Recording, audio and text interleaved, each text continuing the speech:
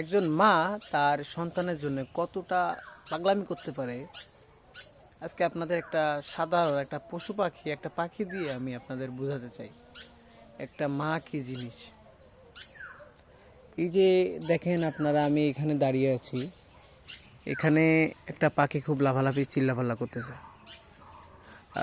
এটা এই পাখিটার মেন কাহিনী হলো গিয়ে, এইখানে একটা বাসা আছে এবং বাসায় কিছু বাচ্চা আছে।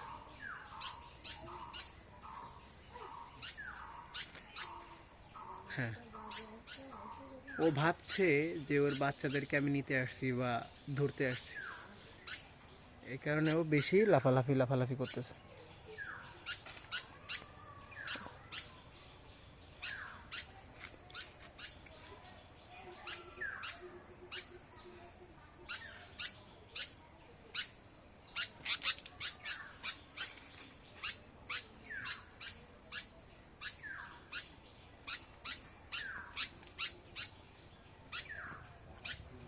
তো এ তো সামান্য একটা পাখির উদাহরণ দিলাম,